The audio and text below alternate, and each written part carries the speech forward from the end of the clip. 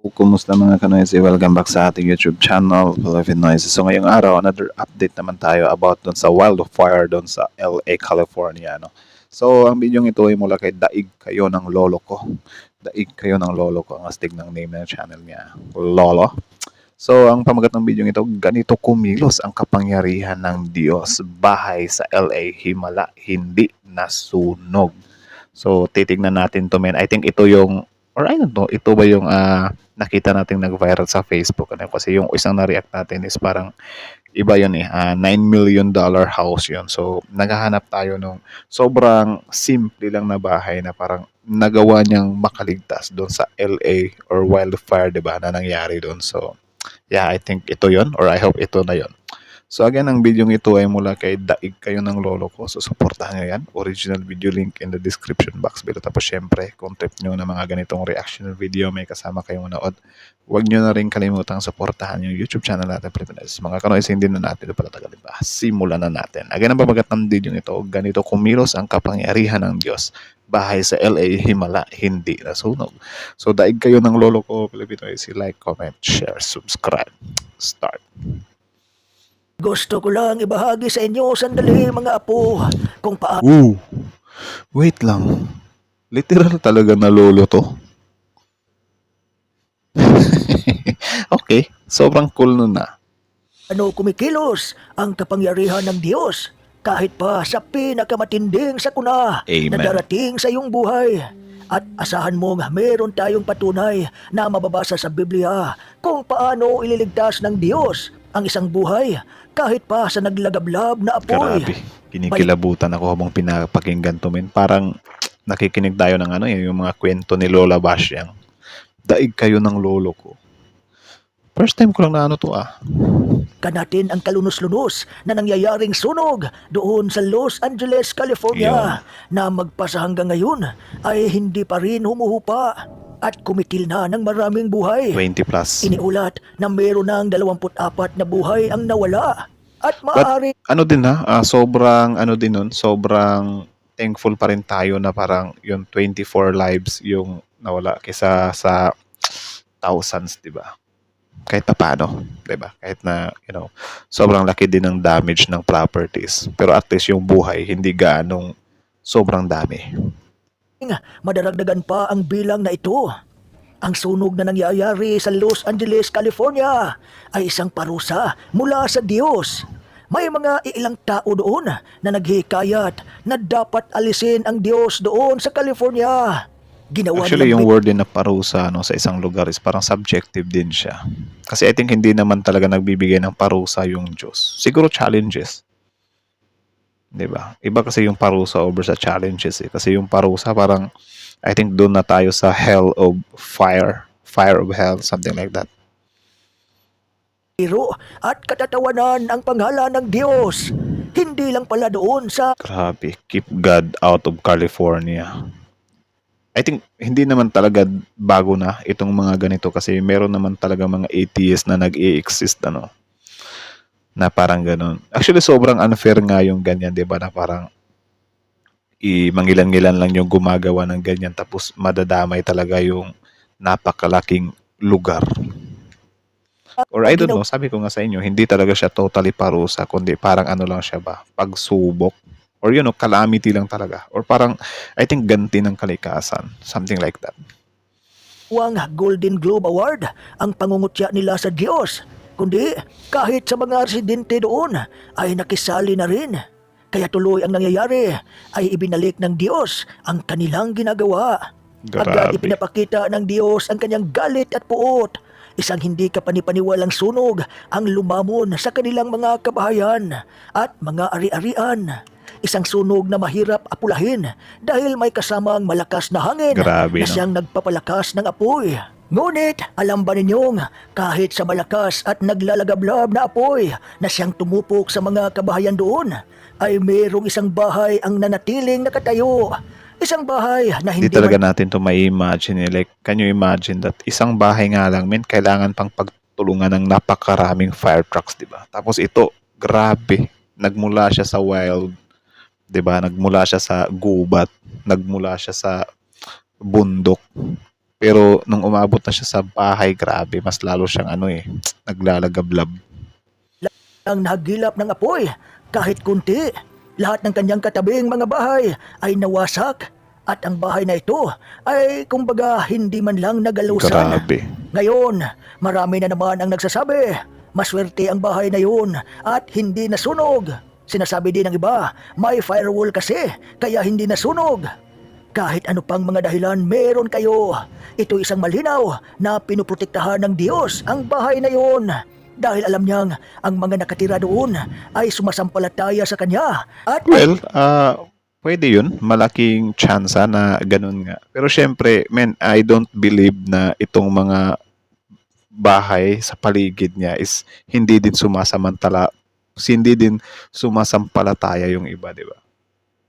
Pero sobrang sobrang blessed niya talaga na siya lang mag-isa yung natira talaga na grabe yung bahay niya. Sa sobrang laki ng fire, ligtas pa rin yung bahay niya. Amazing yun. Ibang klaseng God, God protection yun. Pero syempre, kailangan din nating yung mga kapitbahay nila na mga naniniwala din naman kay God, di ba? God's tuloy. Naniniwala din naman kay God, di ba? Kasi yun nga, hindi naman ibig sabihin na nasunog yung bahay mo is hindi ka na love ni God, di ba? Sometimes talaga may mga pagsubok tayo na hindi natin maintindihan kung bakit dumaan sa buhay natin. Pero parang sinusubok lang pala tayo ng Diyos. Sinusubok lang pala ng Diyos yung pananampalataya natin, di ba? So I think parang ganun yung dating sa akin. Anyways, continue. sino mang sumasampalataya at nananalig sa Kanya ay Kanyang iingatan. Agree. Ganito ang sinabi ng Diyos na mababasa natin sa Biblia. Ang sinumang nananahan sa piling ng kataas-taasang Diyos na makapangyarihan ay kakalingain niya. Masasabi niya sa Panginoon, kayo ang kumakalinga sa akin at nagtatanggol. Kayo ang aking Diyos na pinagtitiwalaan. Tiyak na ililigtas kanya sa bitag ng masasama Agree. at sa mga nakakamatay na salot. Iingatan kanya gaya ng isang ibong, iniingatan ang kanyang mga inakay sa lilim ng kanyang pakpak. Iingatan ka at ipagtatanggol ng kanyang katapatan. Hindi ka dapat matakot sa mga bagay na nakakatakot o sa palaso ng mga kaaway Agree. Sobrang agree ako dun. o sa mga sakit at mga salot na sumasapit sa gabi man o sa araw. Kahit libo-libo pa ang mamamatay sa paligid mo, walang mangyayari sa iyo. Makikita mo kung paano pinaparusahan ang mga taong masama. Dahil ginawa mong kanlungan ang Panginoon, ang kataas-taasang Diyos na ang iyong tagapagtanggol. I think parang na-generalize din kasi siya, di ba? Kasi yun nga, yung California, parang they are calling na parang get God out of California. So parang syempre yung tao din na especially yung mga religious peoples, of course, magagalit sila, 'di ba? Na parang, "Uy, grabe ginaganyan-ganyan nyo lang si God. Sobrang pinapahalagahan namin si God tapos kayo ginaganyan-ganyan nyo lang." Tapos syempre tayo na parang since nakita natin yung mga larawan na yun, parang nilalahat din natin yung mga tao na nakatira sa California. Nakakalimutan natin na meron ding mga I think sobrang dami din siguro na mga naniniwala kay God dyan. It's just siguro na parang na-generalize lang yung word na California, di ba? Walang kasamaan, kalamidad o anumang salot ang darating sa iyo o sa iyong tahanan. Dahil uutusan ng Diyos ang kanyang mga anghel upang ingatan ka saan ka man magpunta. Bubuhatin ka nila upang hindi masugatan ang iyong mga paa sa bato. Sinasabi ng Diyos, ililigtas ko at iingatan ang umiibig at kumikilala sa akin. Kapag tumawag siya sa akin, sasagutin ko siya. Sa oras ng kaguluhan, sasamahan ko siya. Ililigtas ko siya at pararangalan. Bibigyan ko siya ng mahabang buhay at ipapakita ko Ayan, Salmo 91. oras ng kaguluhan, sasamahan ko siya. Ililigtas ko siya at pararangalan. Read full chapter, Salmo 91. Okay. Bibigyan ko siya ng mahabang buhay at ipapakita ko sa kanya ang aking pagliligtas. At sa nangyaring sunog doon sa Los Angeles, California, maaaring natuto na ang mga tao doon at hindi na nila uulitin pa ang paglapastangan sa pangalan ng Diyos. Yan din yung kinikilabutan ako. Wait lang. Sige, that's it. So, that's it, mga kanoisis. So, yun. Good video, good video. Astig, astig. Grabe si Lolo. So, daig kayo ng lolo ko, literal. So, yan ang video nyo na mula kay daig kayo ng lolo ko. Supportahan nyo yan. Original video link in the description box below. Tapos, syempre, bago nyo iwan yung YouTube channel natin, huwag nyo na rin kalimutan supportahan yung YouTube channel natin. Like, comment, share, subscribe. So, kita nyo naman yon. Ganito kumilos ang kapangyarihan ng Diyos. So, syempre, medyo subjective yon para sa atin kasi syempre men, di naman porket nasunog din yung bahay mo is parang hindi ka na din pinoprotektahan ng Diyos, di ba? Or, hindi na rin kumilos yung Diyos para sa'yo. I think siguro, kung magbibase din tayo sa, yung ligtas ka, yung isipin na lang natin na sobrang laki ng wildfire na yon pero nasa 24 yung victims, hindi siya umabot ng thousands, di ba? Parang doon pa lang, pinapangalagaan din ng Diyos yung mga tao niya. Siguro doon na lang tayo sa parang binibigyan sila ng lesson or sinusubok sila. Binibigyan sila ng pagsubok, di ba? Kasi yun nga, sabi ko naman sa inyo, di ba, na parang hindi naman porket si A, nandyan yung bahay niya, hindi nasunog, super love siya ng Diyos. Or sige, super love. Or love siya ng Diyos o siya lang yung love ng Diyos. Kasi syempre, meron din namang mga tao doon na baka yung iba pa nga doon, pastor or pari, di ba? Pero nasunog pa rin yung bahay nila. Baka, syempre, hindi din natin siya pwedeng sabihin na, pastor ka tapos nasunog yung bahay mo, hindi ka love ng Diyos. Kasi yung love ng Diyos, hindi naman nakadepende talaga dyan eh. Di ba? Yung Diyos naman is, sinusubok din naman niya lahat ng mga anak niya, ng mga naniniwala sa Kanya. Di ba? Kasi I think, din yun eh, parang, wala lang, para tumibay lalo yung paniniwala mo. Kasi tayo, as a tao, even me, myself, kapag sobrang sagana ko sa buhay,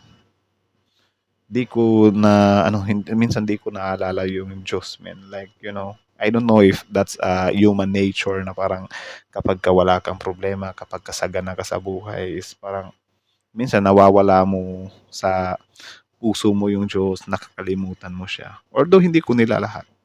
'Di ba? Ako kasi minsan ganun ako na parang sometimes kaya syempre pinag-pray ko rin yan na parang Lord, sana tawag diyan, gabayan mo rin ako na if ever meron na ako lahat or may sagana yung buhay ko, sana maalala pa rin kita. So something like that. So yeah, something like that. Medyo lang ang gulo kasi yun nga subjective nga kasi siya, 'di ba? Nakadepende pa rin talaga. Pero I think love naman tayong lahat ng Diyos. It's just, meron lang din talagang mga tao dito sa mundo na parang I think hindi nag-iisip or siguro, yun na, yung mga atheists na parang tinatakwil nila yung Diyos, ika nga nila godless. I think nag-i-exist talaga yung mga godless country, pero yun, di din talaga natin masasabi kung kaparusahan na ba talaga yan or whatsoever. Or maybe, or I don't know, subjective lang talaga siya, men, or nakadepende na lang talaga sa inyo, or kayo na lang din siguro ang bahalang humusga. Basta ako, hindi kasi ako naniniwala sa sa, paparusahan tayo ng Diyos. Susubukin siguro, oo. Sobrang laki kasi ng pagkakaiba nun eh. I think yung parusa ng Diyos para sa akin is yung yung mapunta na tayo sa hell dahil hindi tayo naniwala sa Kanya. Or I don't know din kasi, kayo ba? Parusa bang tawag dyan? Din naman yan, yung mapunta ka sa hell dahil lack of beliefs ka. Kasalanan mo lang din naman yan, di ba? Kasi hindi ka naniwala sa Kanya. So, yun lang naman muna. Ano na yung pinagsasabi natin dito kasi wala naman talaga tayong totally alam about dito sa mga, hindi ko nga sure kung saan tayo pupunta kapag tayo, di ba? Pero syempre, ipagdasal natin. So, yun lang naman. So, again, daig kayo ng lolo ko. Filipino is like, comment, share, subscribe. Filipino is out.